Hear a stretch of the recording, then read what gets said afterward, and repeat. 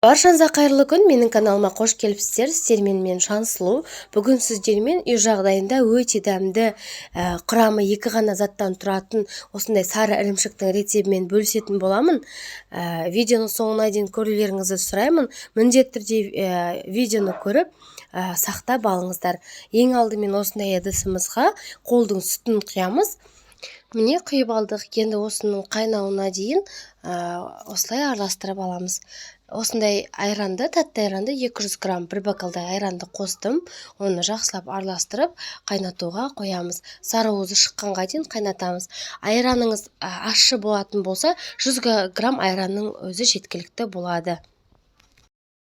Міне дәл осылай қайнап, сары уызы шығып, осылай іртік болып шығады. Енді осылай қайнап іртік болған кезде осындай дәміне қарай құмшекерімізді саламыз. Құмшекерімізді мен бір бокалдай салдым. Бір бокал сол 200 граммдай шекерімізді салдым. Дәміне қарай, қатты дәмді қаласаңыздар, одан да көп етіп салуға болады. Мен осы 200 граммдай қантымды салып, жақсылап араластырып алдым. Жай отқа қойып, 2 сағаттай, 2,5 сағаттай қайнатып аламыз. Сары түске енгенше қайнатып алуымыз керек. Енді астын төмендетіп, бетін жауып қоямыз.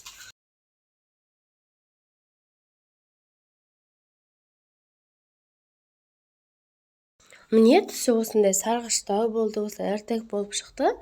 Енді дәл осындай сүзгіге, осындай матаға салып алдым. Астынан мультиварканың ыдыстарын қолдандым. Өте ыңғайлы екен.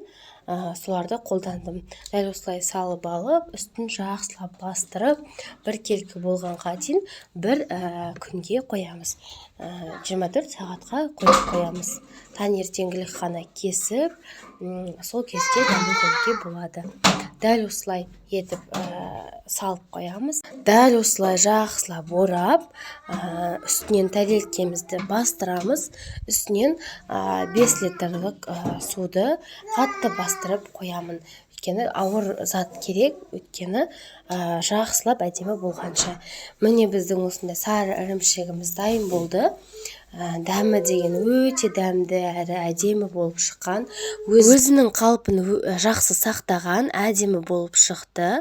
Өте дәмді. Бірінші рет жасадым. Бірінші рет жасағаннан да өте дәмді әрі осындай керемет ірімшікті жасауға болады екен. Сіздер де дәл осы рецептпен қарап жасап көрсеңіздер болады. Міндетті түрде рецепті көріп сақтап алыңыздар. Әлі алда көптеген рецепттермен бөлісетін боламын. Сол себепті менің YouTube арнама тіркелуді де ұмытпаңыздар. Осындай қазақ тіліндегі контенттерді қолдап кетіңіздер. Әлі алда көптеген видео рецепттер шығатын болады. Каналымда бұдан да басқа видео рецепттері өте көп. Кіріп қарап жасап көрсеңіздер болады. Қазіргі таңда ол рецепттерді мен қолданамын. Сенімді жасап көрсеңіздер болады. Видеом сіздерге ұнаған болса, лайк басып комментарий қалдыруды ұмытпаңыздар. Міндетті түрде менің YouTube арнама тіркеліп қойыңыздар. Келесі кездескенше сау болыңыздар. Сіздермен болған Жансұлу.